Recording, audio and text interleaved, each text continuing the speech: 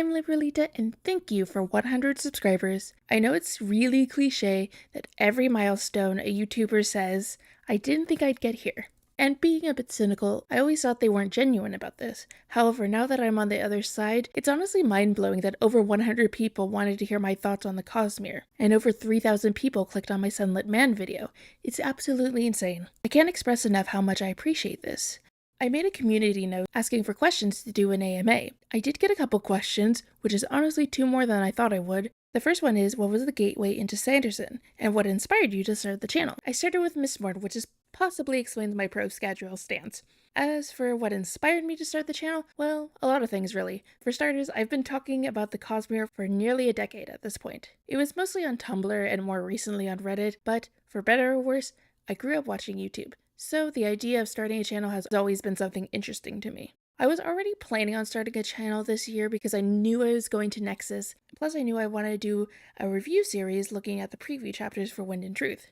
However, what really pushed me over the edge was the No One Asked You podcast. They did a stream where they fancasted the first Mistborn book after reading it. One of the hosts, Dorcas, made the absolute grave mistake of casting Danny DeVito as Hoyd, which was hilarious, especially because he has no idea how much he's going to regret that.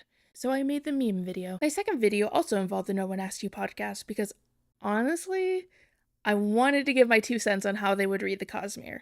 I just think it'd be really funny for them to read the Lost Metal and then jump straight into Stormlight. It'll give them a different perspective. So yeah, those are my reasons. Then I got another question on similar lines of what my first Cosmere book was and when did I read it. Like I said, my introduction was Mistborn, and I read the first and second book in fall of 2015 and Hero of Ages in summer of 2016. I read them actually because of BookTube.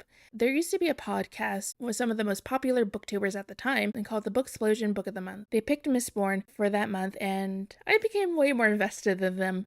If you have any more questions, feel free to put them in the comments below and I'll answer them there. I'd also like to give a few updates on what I'm working on. First, I will be continuing with analyzing the Wind and Truth preview chapters. And best of all, Sam will more than likely be in every episode. She is likely going to start her own YouTube channel after Wind and Truth comes out, for reasons.